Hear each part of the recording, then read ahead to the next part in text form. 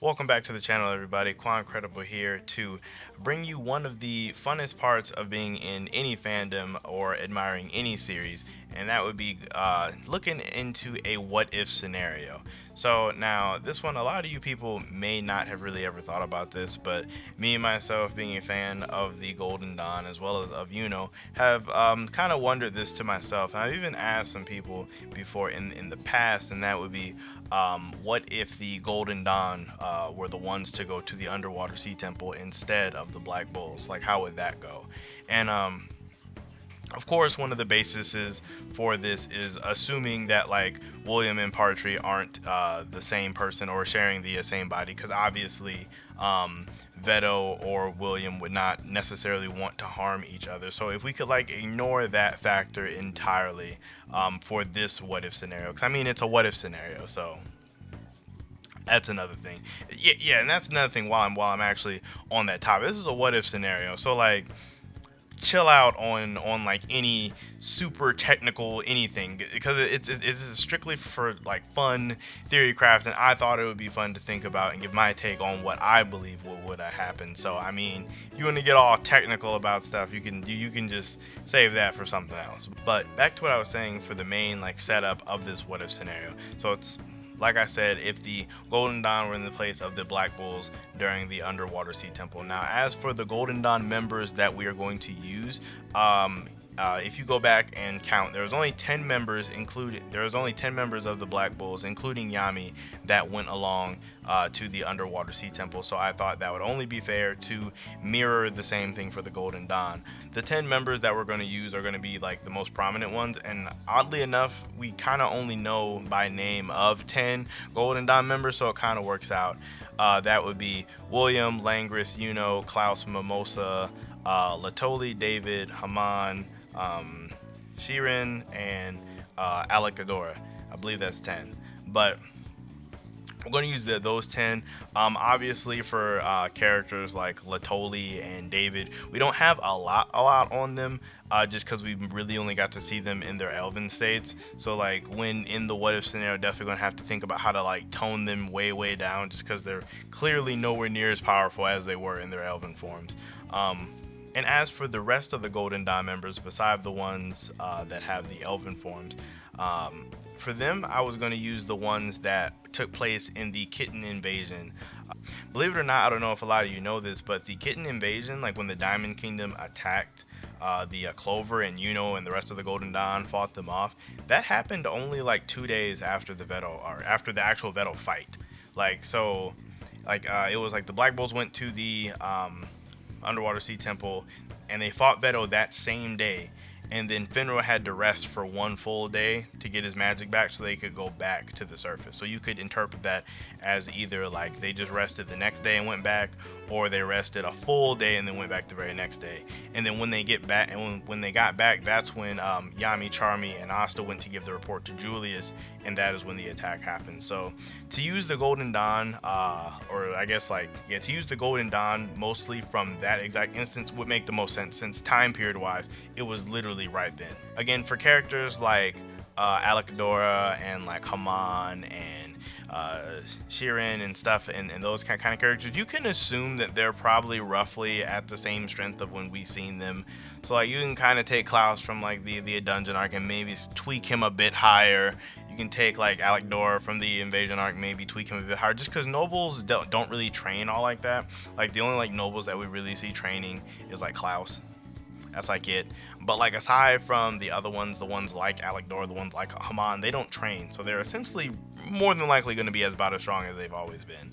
And then I'm sure most of you are familiar with all of the members' magic and abilities, but just to run by really quick, I'm not going to go in like full in-depth detail of what every member can do, but I'll just do like a little quick synopsis on what their abilities are. So you got William, who is the captain. He has World Tree Magic, which is like adept at absorbing other people's magic, as well as summoning large trees that can bind and like just attack people that way. You have Langris, who has Spatial Magic. His Brander's facial magic specializes in just erasing things flat out. He can just like swipe things basically out of existence. Asta's rival, not really much we got to say about him. I mean, he has wind magic, the wind spirit bell. This version of is from the kitten invasion, so like like kind of that level of like, so he doesn't have spirit dive or like anything crazy along those lines, no like sword of Zephyr or anything. So it's that Klaus, he has steel magic, really versed in making like his defensive walls as well as like his spiral lance for like extra attack power. Klaus is like pretty standard. Mimosa, healer, she has her flower cradle, her princess robe, that really just focused on healing people. This is before she has her flower cannon, so again, no crazy attack spells from her.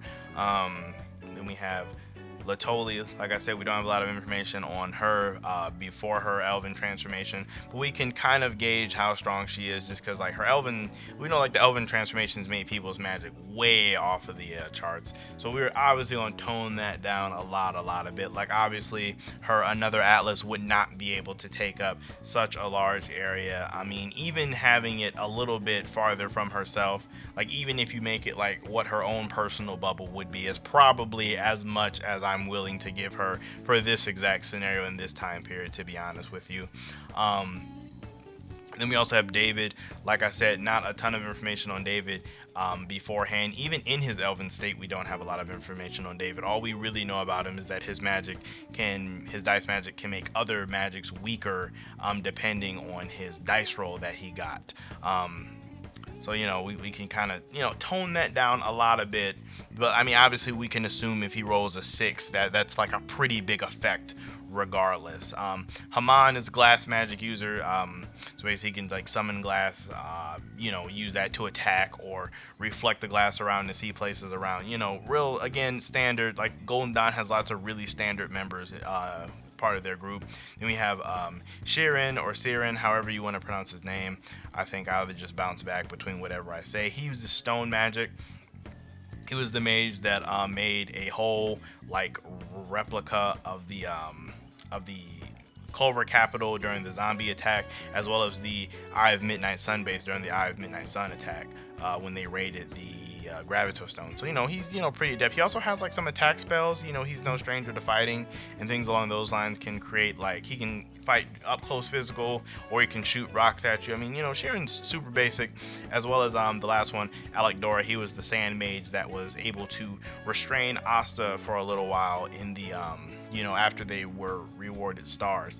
Now obviously Asta broke out because of his anti-magic, but it is notable that Asta's physical strength, like him, Asta physically was not able to break out. Asta did need, in fact, to use his sword to stab the sand to dispel it to get out. So that's something to take into consideration, that not just anybody is just breaking out of Alec Dora's sand. So he does have some strength. I mean, granted, did totally foderize him in the Crystal Knight exam, but this is who cast the spell from inside of his magic. I mean, it's not really any fault of his, honestly. But yeah, that's just like a quick look at all of their magics, not to get really in depth on them though. The biggest issue that I believe they would run into, just like if I put them in the Black Bull's position from the very beginning, would be the arrival to the Underwater Sea Temple. That would obviously be the biggest issue, considering the Black Bulls had to use Noel to get there. Now, it's not too far off to assume that the Golden Dawn with their large squad would just happen to have a couple of water mages laying around that could potentially pull their strengths together to replicate the same thing that Noel did. And now, I'm by no means saying one random no-name Golden Dawn member can perform a Sea Dragon's Cradle, but I'm saying if you got like 3 to 7 of them together, I'm pretty sure they could make some type of water bubble where they could travel down to the Underwater Sea Temple. If you're really worried about them actually getting into the temple itself, like, because there was a barrier that like was just blocking the way to them even once you were underwater, you can make the argument that Langris could like swipe it away, or you could make the argument that William with his World Tree magic could bridge the way or use his like actual World Tree to soak up the water that was blocking the way, just because it's the freaking World Tree. Like we've seen before on a much smaller scale that tree magic was able to absorb water, so like a water barrier like in the invasion arc. So yeah, so like by that logic, it's not too crazy to assume that William or Langris or a combination of the two wouldn't be able to get into the underwater sea temple. I just think that would be crazy if they weren't able to get in there. Now, if you're worried about like, oh Quan, well you just said we're only going to use the 10 core Golden Dawn members, they're not going to use any like random mages to keep it fair. And yeah, I did say that, but like what kind of video would it be if I say, oh, Golden Dawn in Black Bull's place, oh, the what if scenario ends because they have no way to get there? That wouldn't be fun at all. It wouldn't be fun if I just said they literally have no way to get there. So ignore that part, because that is in my mind how they would get there. And to anybody who's already screaming headcanon, it's a what if scenario. What if scenarios are like 90% headcanon. So like, cool it. But anyway, once they get to the underwater sea temple, they'll definitely get thrown into the game the exact same way that the Black Bulls were. It's not like William's gonna let the Golden Dawn attack this random frontier village town just to get like a stone. He's not that kind of guy. Nor are the Golden Dawn really those kind of people. I mean, maybe Alec Dora and maybe Langris would be down for that, but like for the most part, all the ones there that are nice. From there, they would get thrown into the game the same way that the Black Bulls did. I have a chart right here so you can see. Apologies that it's in Japanese, but you can see the icons for the Black Bull members. If you look, this was the initial starting place of all of the Black Bull members, like where like Asta and all of them started against their initial for their initial fights. And then you can kind of like, because we've all read or watched the actual arc, so we can kind of see how it progressed from there. So like I took all I did was I basically just placed all of the putting where Golden Dawn members, kind of where I believe where Noel was putting like Mimosa there, like kind of just doing my best to mirror who would be where, like what would make the most sense. Like it wouldn't make a lot of sense to me to put Mimosa where like say Gauche was. It just, you know, it wouldn't make a lot of sense. Like to at least kind of follow the same trend to more or less mirror how the arc went. The head priest of the underwater sea temple would be excluding William just because he's the captain and he's way too strong. And I also believe he would exclude Langris just because he could probably sense that Langris is really powerful also. So it would just make a lot of sense for him to exclude Langris into the like for the game also.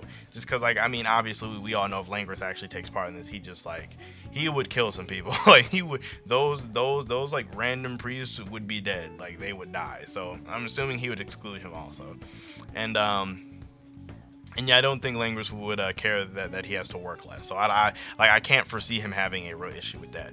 So the only main difference here is that since the Golden Dawn would be having 2 members be excluded, it would leave one person's place out, and the only person's place out that it would make sense to leave would be Gray, since if you look here on the map, they never really showed where Gray was. Gray was just kind of just there, and she ended up somewhere kind of close to Gauche. So just for the sake of it, it would just be easier just to not even place or attempt to place someone where she was. So it all works out in the end, actually. With it going from there, the initial fights I believe would happen the exact same.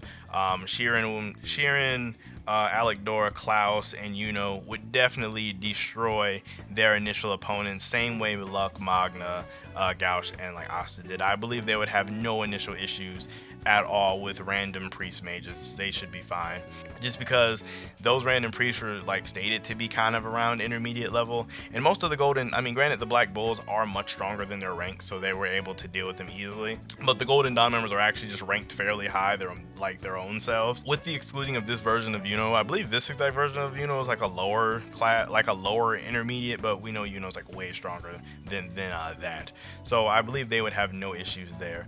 The only main difference here in the placement is the Black Bulls, since the Golden Dawn would be having 2 members be excluded, it would leave one person's place out, and the only person's place out that it would make sense to leave would be Gray, since if you look here on the map, they never really showed where Gray was. Gray was just kind of just there, and she ended up somewhere kind of close to Gauche. So just for the sake of it, it would just be easier just to not even place or attempt to place someone where she was. So it all works out in the end, actually. So after those guys would deal with the priestesses, I had David in the same placement as Finral, just because like they're not really, like both of them aren't really main fighters, and we don't really know a lot about David's magic, but it can weaken other magics depending on his dice roll. That is like confirmed what we do know know that it does. So it just makes sense to have him kind of like not really in such of a frontline fighting role.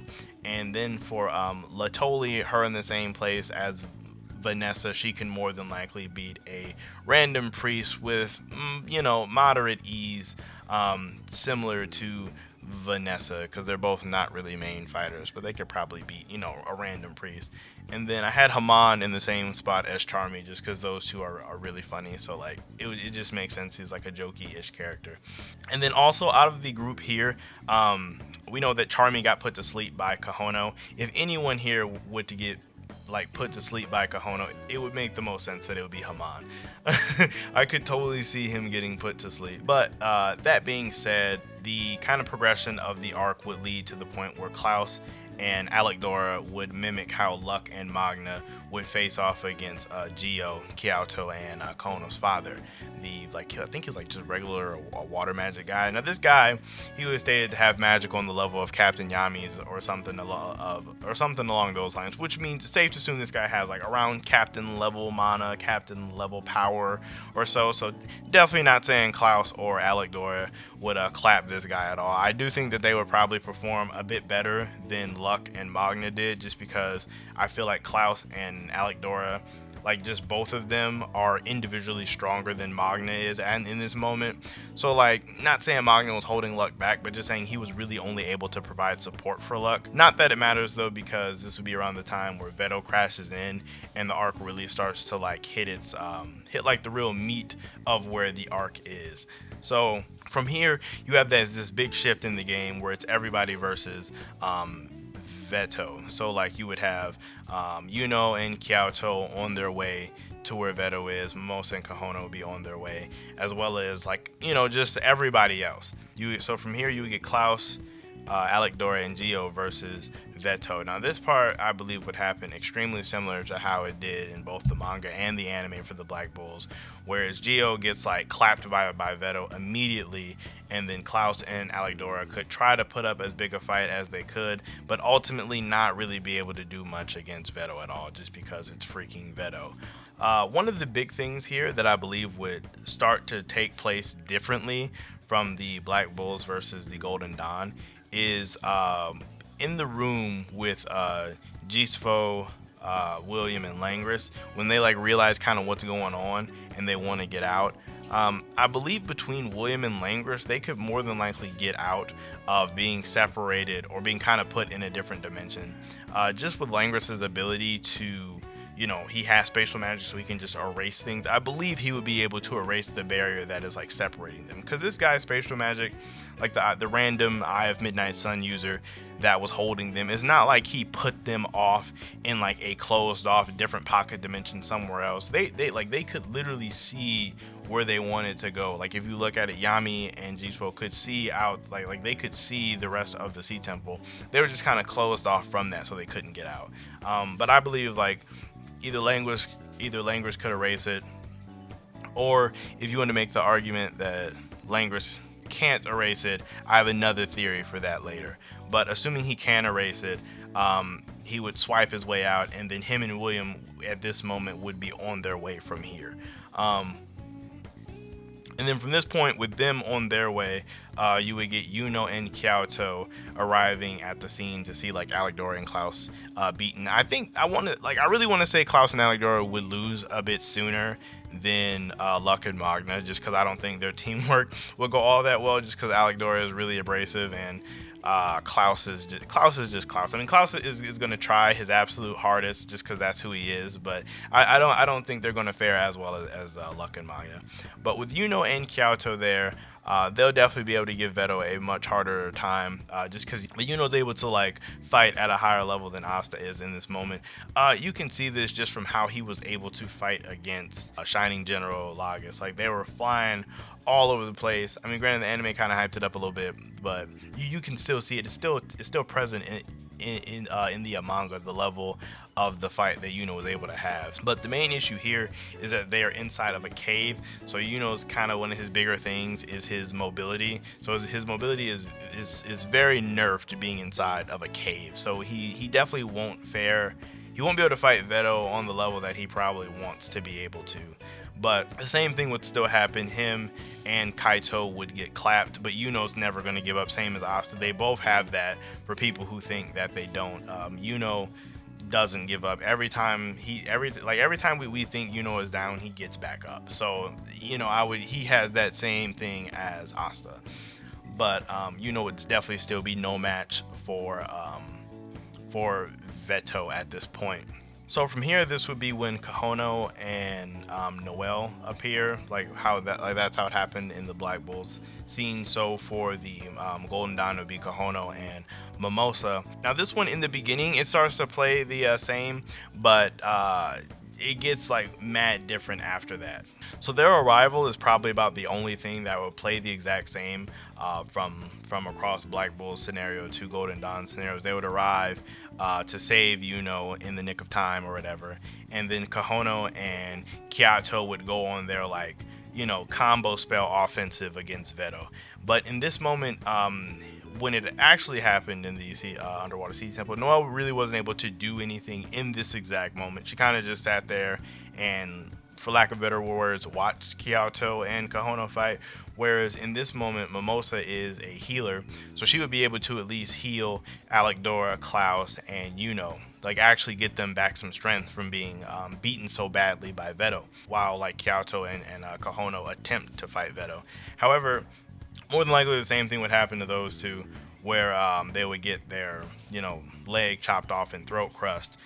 But at least in this exact instance, Klaus, Alec-Dora, and Yuno would be in somewhat of a fighting shape. So them being in fighting shape would kind of take place over Noelle using Sea Dragon's Roar. Because in this moment, after those two got severely injured, Noelle was able to awaken that huge power inside of her and use Sea Dragon's Roar. Highly doubt Mimosa would awaken anything inside of her. I'm just not seeing it.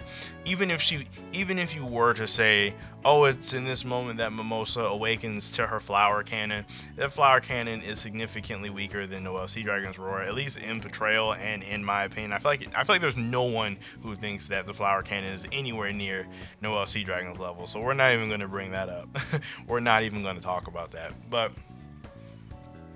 from there, like I was saying, you could assume that Mimosa would use her abilities to get Klaus, Alec-Dora, and Yuno back up to fighting strength, and those three would be back up ready to fight.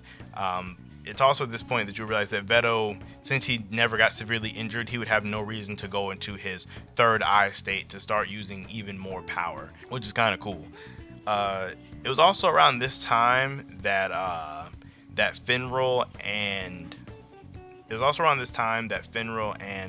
Vanessa showed up, but in those places it would be David and Latoli. Now, like I said, these two people were possessed by elves, so we don't really have a lot on how strong they are without their abilities, but we do know that David's dice magic can weaken people, and that Latoli, if she gets close enough to you, she can throw your magic out of whack, or at least shoot compass needles at you. So at the very least, in this exact fight, I don't really think Latoli would be of any real use, just because her Another Atlas, the spell that throws people's mana out of whack, she can't make it super crazy big just because she doesn't have that large amount of mana. And to make it large, she would have to get extremely close to Veto, and Veto is a close range fighter, so he would no doubt deal with her immediately if she were to try this. So I don't really think she's much help here. David, on the other hand, could possibly be of some decent help, just because he could possibly roll his dice magic, and if he gets a high enough number, he could make Veto significantly weaker. Say if he got a 6, Veto, I don't think Veto would be I'm not saying if David weakens Veto's magic by a 6, then Klaus, Yuno, and Alec-Dora would be able to clap him. I'm definitely not saying that, but I do think if David was able to roll a 5 or a 6, it would weaken Veto's magic enough to where I think those three would be able to at least fight him on a more even playing ground, or at least a more even playing field. And then from here, even with a weakened Veto, I don't think all that would be necessarily enough to defeat him, just because Veto could still open his third eye and get even more power. So you know, in my opinion, I think once Vettel would start to realize that he got weakened and he's getting pushed back, he would awaken to that extra power to, more or less even the playing fields and even more so swing them in his favor to kind of take them out. And this is when he would do that giant spell he was getting ready to do against Noel. We don't know the name of the spell just because it was in that otherworldly language. So I'll just call it mystical beast magic howl. Like when he was about to do that attack. And then from there, in that moment, it would kind of look like everything is more or less done and over with. But this could be the moment that I want to say that Langris and William could show up, and Langris could just literally erase the blast, just because that's what Langris's magic does. It just erases everything. So then from there, I believe that Langris, like in combination with David weakening Veto, the other three members being Klaus, and Alec-Dora, and Langris being there, they could pretty much honestly, Langris might not even need their actual help to start swiping away at Veto's body parts. Because with those three at least protecting him, he should be more or less fine against Veto. I mean, granted, Veto can regenerate to an extent, but it's nothing crazy to where he can literally keep getting limbs erased and still being able to fight. Then more or less, and then it's funny because at this point William doesn't even have to do anything at this moment of the fight because Langris would have it under control. But then it could be at this point where Veto's like, I'm just gonna blow up the entire temple and starts to overcharge his mana or whatever and getting ready to self-destruct. So then it would be at this moment that the rest of the Golden Dawn members really can't do anything. So this is when William would be able to step in and use his World Tree magic to absorb all of that into a tree and maybe make this huge mistletoe tree bloom in the Underwater Sea Temple. It'd be like some big crazy tree that could sprout from all of the mana that Veto had. Now, for anybody that says that really wouldn't be possible, again, this is a what if theory, and I really do believe this is within the realm of William's capabilities. William was able to take the mana of an entire Golden Dawn, to take the mana of an entire Diamond Kingdom army and make a tree out of that. Now, I do think Veto is really strong and has a ton of mana, but I don't necessarily know if he has more mana than an entire army. And even if he does, I don't think that the amount that it would be over would be out of William's control, because William was able to take all their mana and sprout a giant tree with with absolute ease. Now you could make the argument that when William did it, it seems like it took a long time. Well, the main reason it took a long time was because he had to sprout vines all over Kitten to at least take mana from all of these various sources. However, with Veto being overcharged, it's literally all in one spot. It's all right there. So you could just take it all from that one area and bam, giant tree. And that would be more or less kind of how that fight would wrap up, and I really think in a really good Golden Dawn way. You could be asking, what about Haman and Shirin? Now, the funniest thing is, in the manga, that group would have been Gauche, Gray, and Charmy. In the manga, they showed up after the fight was over, so they really weren't even in it. If you want to take the anime route, Shirin is more than enough to handle random Eye of the Midnight Sun attackers, especially if he gets to Haman to wake him up. Those two would definitely be more than enough to tackle a Vine Mage and the other guy, and that ball and chain guy that Gauche fought initially. Those two would be more than enough to handle that. Back to the thing I was talking about earlier, where I said, what if Langris was not able to simply swipe out of there? Say you could draw the parallel between William and Yami. Since they're both arcane stage mages, you could say that William unlocks a spell that allows him to connect worlds, since it's already kind of implied that he can do that, seeing as what his role is in the manga right now. So it isn't too crazy to assume that he could possibly unlock an ability similar to that. That would also bridge the gap between dimensions and allow them to escape. Nothing super crazy. Now again, this is just strictly my opinion on what I think would happen in this what if scenario. If you guys think things would happen at any certain point, you can let me know down below. Let me know what you guys thought about this, because I thought this was a really fun thing to do, just talk about what could possibly happen if the Golden Dawn were in the position of the Black Bulls. Now, like I said, obviously this is if you know, obviously if William did not have his ties to the Eye of Midnight Sun. But if we ignore those, I think it's a really fun what if scenario. So yeah, I do kind of plan on doing more what if scenarios in the future. I don't really know which one I want to do next, but this is definitely a fun thing that I was thinking about that I wanted to share with you guys. So if you enjoyed this, make sure you leave a like down below and subscribe to the channel for more videos. I got tons more stuff coming out for you guys. So thank you for watching, and I will catch you guys next time.